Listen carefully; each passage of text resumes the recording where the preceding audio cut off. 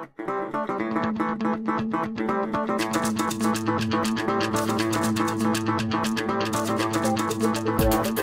really curious about the concept and the experience of emptiness at the different levels, and specifically the existential level, and how to understand it and experience it. Okay. And we have a real treat, I believe, Diane, tomorrow. You can work with him. I don't want to give away the show, but we're very, very fortunate to have Diane Hamilton here, who's a member of, works with Genpo Roshi in both the traditional Zen lineage and also a new type of process called Big Mind process. And some of you have seen this on the Integral Naked site, but it's a very, very effective way of having people recognize the ever-present condition, which is non-dual, ever-present awareness. And as a ground, that becomes a very, very fruitful context in which to hold all of these phenomenal things that are occurring. But one of the things that we find about states, and particularly you can experience big mind, non-dual, as a state, is that states are generally temporary. So that's the difference between states and stages. And sort of the ultimate goal is to convert temporary states into permanent traits or permanent stages. And so, but because some of these states, particularly those that are similar to waking, dream, deep sleep, and ever-present non-dual, those really are ever-present. And so there are techniques that will allow you to recognize these and bring them forth, and we'll be going through several of these over the course of the week. And starting tomorrow in particular with the Big Mind, Big Heart process. Emptiness as a, well, there are 2 or 3 or 4 different ways we can talk about it. Let me take emptiness as part of the nature of awareness itself. Because and this also can be experienced as a temporary state, but it can become a permanent realization as it unfolds. The general notion of emptiness is if you, and we can just do it right now, if you just sort of relax your mind and just sort of settle into your body, settle into your present awareness. And you can notice that a couple of things about awareness that is already happening. So this is not anything that you have to do, it's just notice a few things that I'm going to suggest. And you'll just sort of look in your awareness and say, well, gosh, that does seem to be true. And the first is that you are aware. And there is simply awareness, and things are arising in your awareness. And this was happening before I told you to be aware. In other words, there is something in you that's noticing everything that's happening moment to moment. Now that's an ever-present noticing. Now, everything in this room is arising in your awareness. Now, you might be focusing on a particular item, this or that or the other, but if you just sort of let your mind look around, you'll notice that the entire room is entering. It's in your consciousness, whether you're paying attention to it or not. Now that you kind of notice it, you go, oh, well, yes, actually, this whole room was arising in my awareness. So the awareness itself, first of all, is effortless. The actual ever-present awareness is something that's simply happening. And everything that exists, as far as you know, is simply arising in this open, transparent sea of your own awareness. Now the interesting thing, some people will experience this as a witness, and you can do that, which is that you can be aware of thoughts. So I have thoughts, therefore I'm not thoughts. You can be aware of your body's feelings, so I'm witnessing those arising. But that witness itself, awareness itself, doesn't have any qualities. Okay, is that? So I can see objects, but therefore I'm not those objects. What is this seer?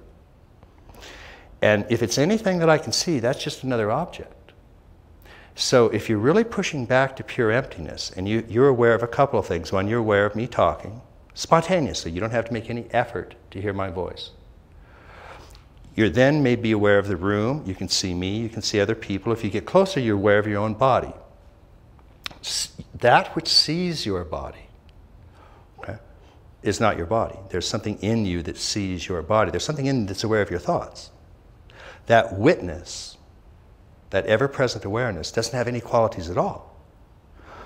So it's nete, nete. It's not this, it's not that. It's this vast openness in which everything is arising moment to moment. That's emptiness. So this vast empty spaciousness is what all of this is arising in, moment to moment. And because of that ever-present emptiness or spaciousness, all phenomena can arise. So many schools of Mahayana and Vajrayana Buddhism make a kind of metaphoric identity between consciousness and emptiness. Because the witness itself is purely empty. It's like they liken it to a mirror.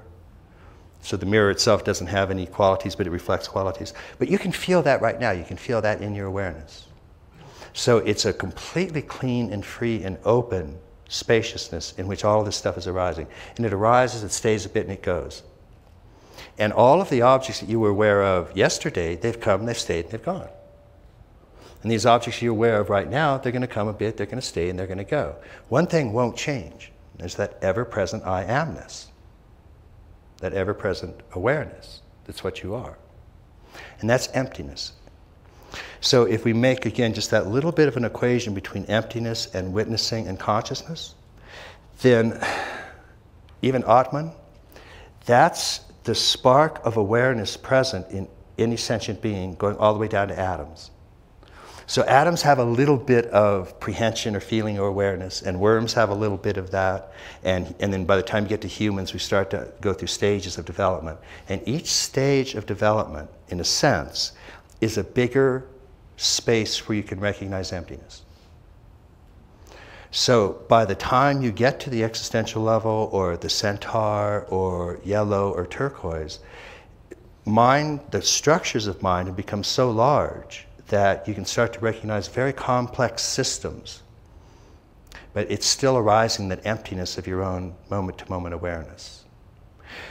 The existential nature of that is always, it's at the existential stage, which we're talking about, has always been a very interesting sort of halfway house. I tend to think of it actually sort of, spiral dynamics talks about first tier and second tier. Existential is sort of between second tier and third tier. In other words, it's the real leap-off point. Because what happens is the more you are developing, the more spacious your awareness is becoming on a steady basis. Then the less you're identifying exclusively with this finite body-mind. By the time you get to second tier, it's so open that you're no longer identified with any first tier values. But you're still somehow kind of behind your face, looking at the world out there. And you realize theoretically you're one with it. But you're still back here, and it's out there.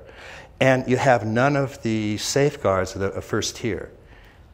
So you can't believe in a mythic God, and you really don't want the new BMW. Not that much. And you're tired of the green swamp, but you haven't jumped off the top of the 100-foot pole yet. So that's the existential level. And if you're there, great, because Diane will push you off tomorrow.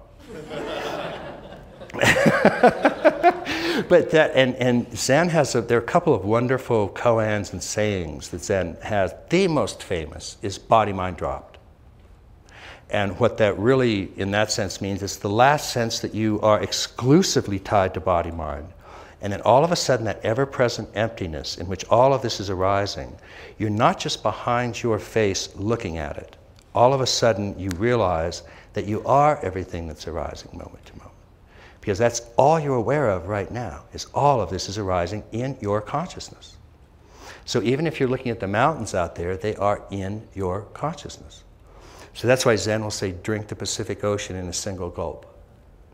Or the sky is actually on the inside of you. You can taste it. That's one taste. And so you're no longer merely on this side of your face, looking at the world out there. You are this, moment to moment. That gets rid of the existential bind of being still, having none of the consolations of the earlier stages, but not yet jumping into that one taste.